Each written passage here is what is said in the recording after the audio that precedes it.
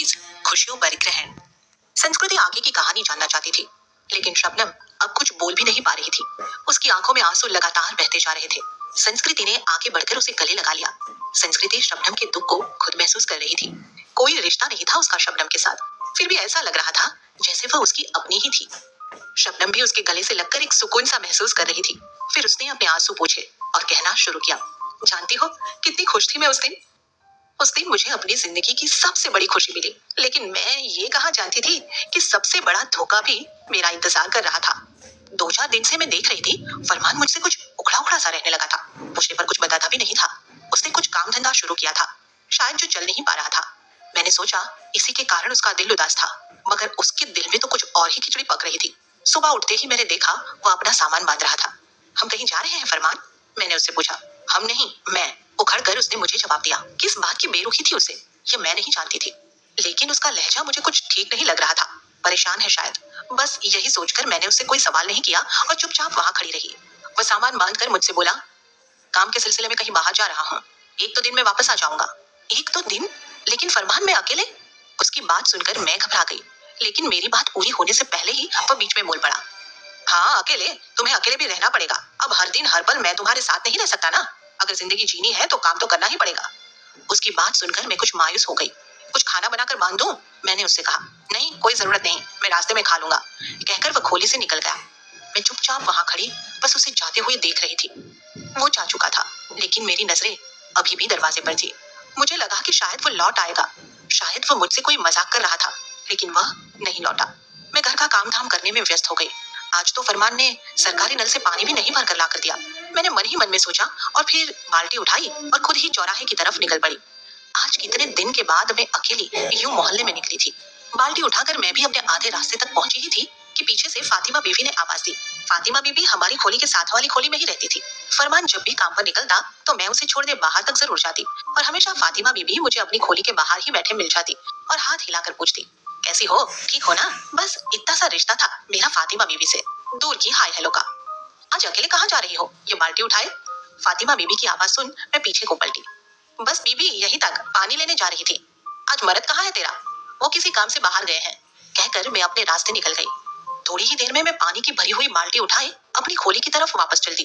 अपनी खोली के पास पहुंचने ही वाली थी कि मेरा सिर जोर से घूमने लगा और अचानक मैं पानी की बाल्टी के साथ ही वहीं सड़क पर गिर पड़ी। होश आया तो एक अनजानी सी जगह पर थी। हॉस्पिटल के नाम पर एक छोटा सा दवाखाना था, जिसमें लगे एक इकलौते बिस्तर पर मैं लेटी हुई थी। सामने एक छोटी सी खिड़की थी जिस पर एक छोटा सा हरे रंग का पर्दा टंगा था।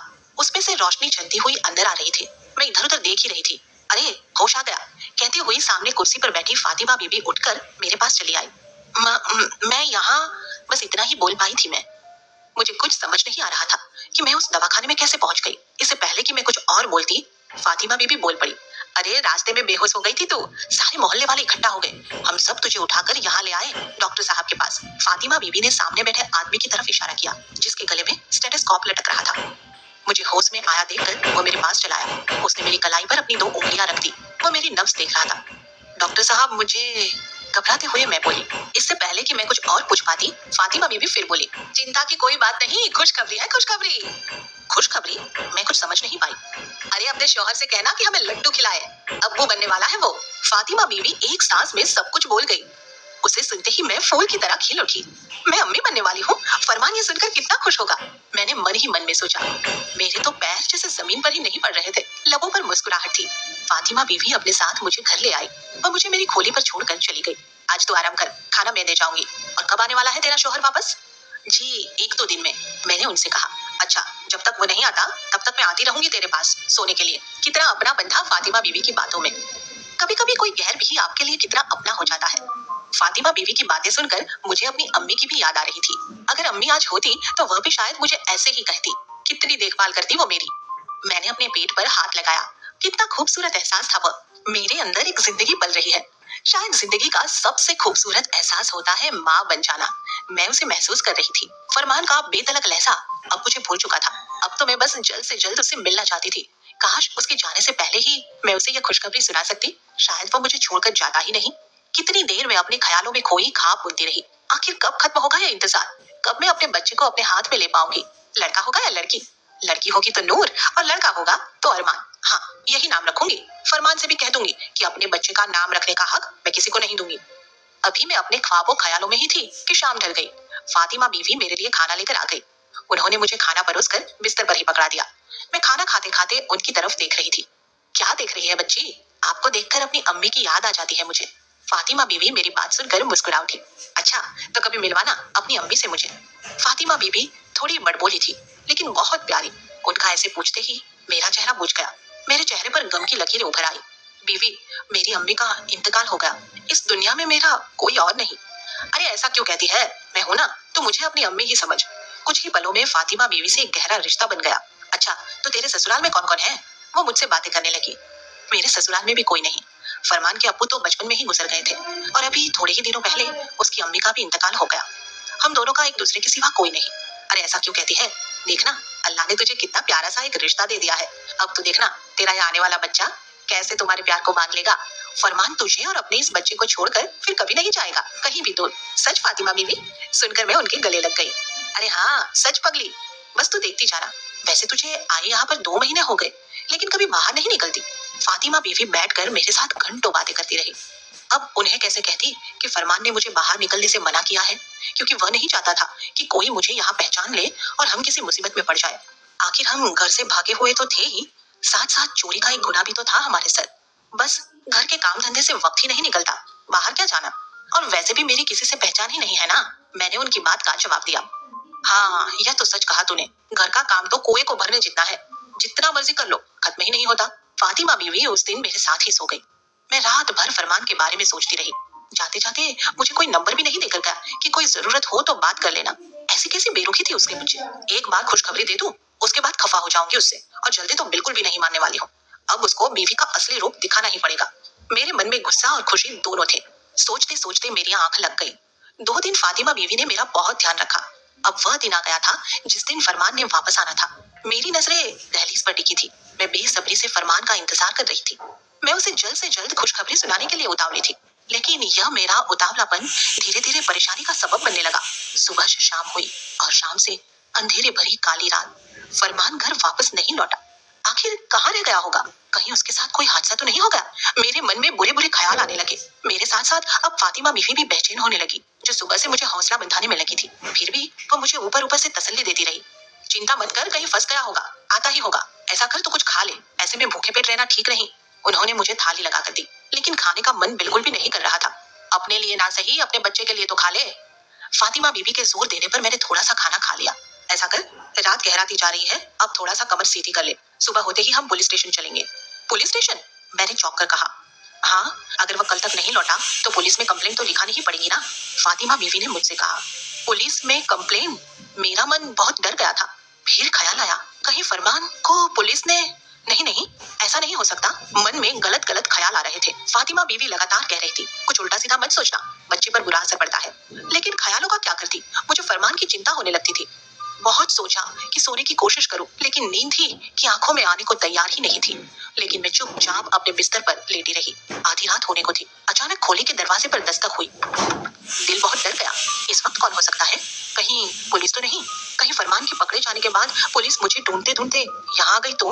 मैंने एक नजर फातिमा बीबी की तरफ डाली। वह गहरी नींद में सो रही थी। दरवाजे पर दस्तक तेजी से होने लगी। डरते डरते मैं उठी और दरवाजा खोल दिया। सामने फरमान खड़ा था। उसे देखते ही मैं उसके सीने से लगकर रोने लगी। कहाँ चले गए थे तुम? पता भी नहीं मैं कितनी परेशान थी। कुछ बताया भी नहीं, कोई फोन नंबर भी नहीं दिया। न जाने क्या क्या मन में ख्याल आ रहे थे। मैं बस बोलती ही जा रही थी। अचानक मैंने महसूस किया उसके कपड़ों से शराब की गंदी बदबू आ रही थी। फरमान, तुम शराब पीकर आए हो? मैंने उससे पूछा, लेकिन वो पत्थर की तरह चुपचाप खड़ा था। फरमान, तुम जानते हो ना कि शराब हराम है, फिर भी तुम। इससे पहले कि मैं कुछ और बोलती, बंद करो अपनी बकवास, कहकर उसने मुझे एक झटके से अपने से दूर कर दिया। आखिर क्या हो गया था फरमान को? मैंने उसका ये रूप पहले कभी नहीं देखा था। कलंक एपिसोड 25 उलझन। फरमान नशे की हालत में देर रात घर वापस आया। उसे देख आसिफा परेशान हो गई। फरमान का मिजाज भी बदला बदला सा लग रहा था। फरमान, क्या हो गया है तुम्हें और कहाँ रह गए थे तुम? मैंने उससे फिर से पूछने की कोशिश की, लेकिन उसने मुझे दूसरी तरफ धकेल दिया। आवाजों के शोर से फातिमा बीवी जग चुकी थी। क्या हुआ आसिफा? उन्होंने आंखें मलते हुए बिस्तर से उठने की कोशिश की। ये औरत यहाँ क्या कर रही है? फरमान के कदम लड़खड़ा रहे थे। फातिमा बीवी को देखते ही वह गुस्से में आग बबूला हो गया। समझाया था ना तुझे, लोगों से ज्यादा मेलजोल बढ़ाने की जरूरत नहीं, समझ नहीं आती तुझे? उसने अपने हाथ से मेरे मुंह को जोर से पकड़ लिया। इससे पहले कि वह कुछ और करता, फातिमा बीवी आगे बढ़ी। देखो, उसे कुछ मत कहो। अभी उन्होंने कहना शुरू ही किया था कि फरमान ने उसे चुप करा दिया। देखो, चुप रहो, यह हमारा आपसी मामला है, इसमें दखल देने की जरूरत नहीं, और निकलो यहाँ से। क्या कर रही हो मेरे घर में? इज्जत से निकल जाओ, वरना। फरमान नशे में धुत था, वह नहीं जानता था कि वह क्या बोलते जा रहा था। अच्छा जाती हूँ, मुझे भी कोई शौक नहीं है यहाँ रुकने का। किसी की मदद करो तो दुनिया यह सिला देती है। बड़बड़ाती हुई फातिमा बीवी आधी रात को हमारे घर से निकल गई। मैं उन्हें रोकना चाहती थी, लेकिन हिम्मत ही नहीं कर पाई। फरमान ठीक से खड़ा भी नहीं हो पा रहा था। उसके लड़खड़ाते हुए कदम बिस्तर की ओर बढ़ गए और वह धम से बिस्तर पर गिर गया। मैं बस उसे देखती रह गई। फरमान को ऐसी हालत में मैंने पहले कभी नहीं देखा था, और इतना गुस्सा, उसमें तो गुस्सा था ही नहीं। 8-10 दिन में किसी का इतना बदल जाना, मुझे कुछ समझ नहीं आ रहा था। आखिर फरमान ऐसा क्यों कर रहा था? मुझसे बेरुखी तक तो ठीक था, लेकिन मुझ पर हाथ उठाने की कोशिश करना। मैं चुपचाप वहीं दीवार के साथ सट कर बैठ गई। मेरी नजरें फरमान पर थी और आंखों से आंसू बह रहे थे। तुम नहीं जानते फरमान कि नशे की हालत में तुमने क्या किया।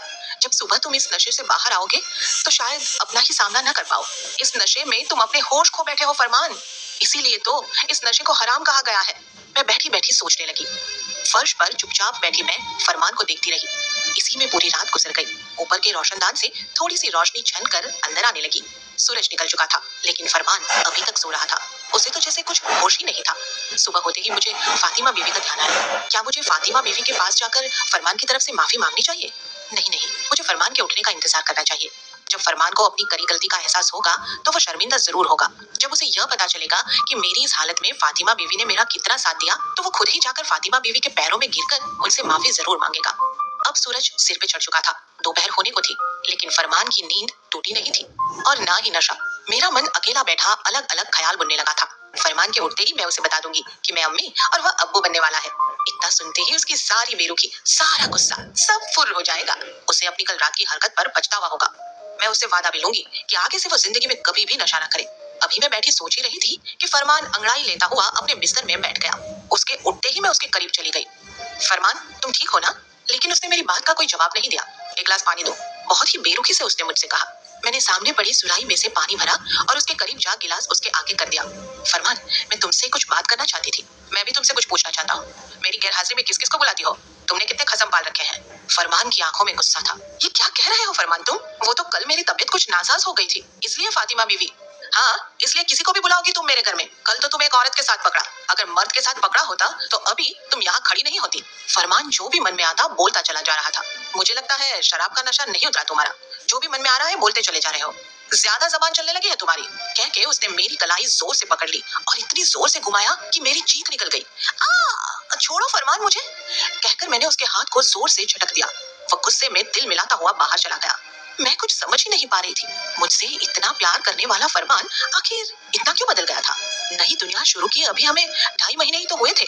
इन 2.5 महीनों में कोई इतना कैसे बदल सकता है? कल रात माना कि वह नशे में था, नशे में उसने मुझ पर हाथ उठाया, उल्टा सीधा बोला, लेकिन आज तो नशा उतर चुका था। ऐसा क्या था उसके मन में?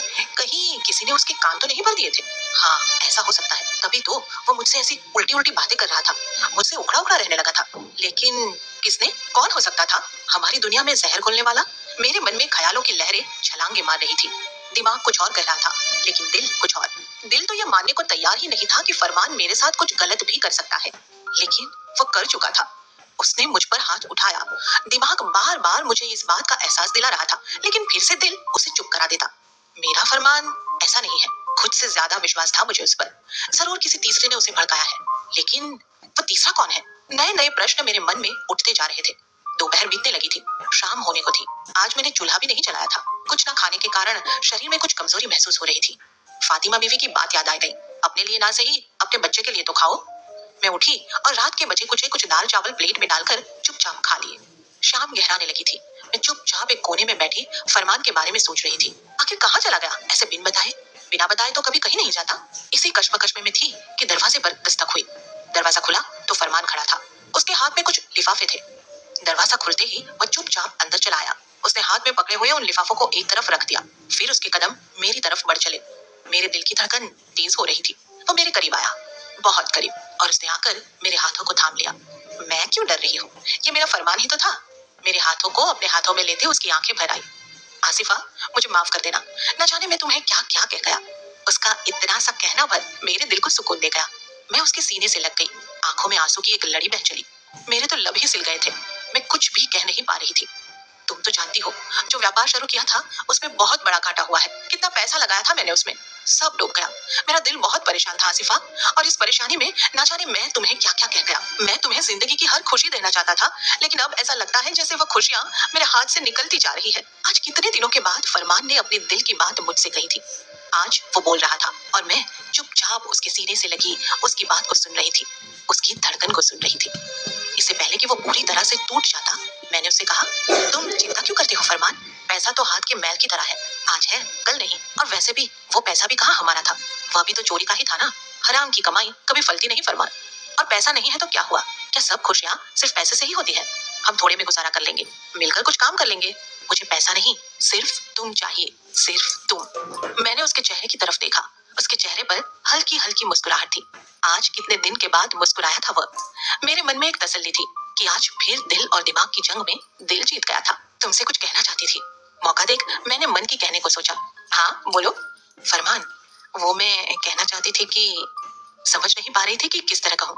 हाँ हाँ बोलो, शर्मा क्यों रही हो? मैंने उसकी आंखों में आंखें डाली। फरमान, तुम अब्बू बनने वाले हो। मेरी बात सुनते ही 2-4 मिनट तो वजह से चुप सा हो गया, कुछ बोला नहीं। फरमान, फरमान, कहाँ खो गए तुम? मैंने उसको जोर से हिलाया। मेरे हिलाते ही उसने मुझे अपनी गोद में उठा लिया और जोर से घुमाने लगा। क्या सच कह रही हो? मुझे तो विश्वास ही नहीं हो रहा। हाँ हाँ सच कह रही हूँ, अब छोड़ो मुझे।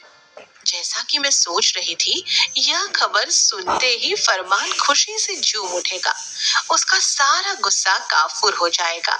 बस वैसा ही हुआ। मेरे प्यार की मेरे लिए बेरुखी कुछ पलों की थी।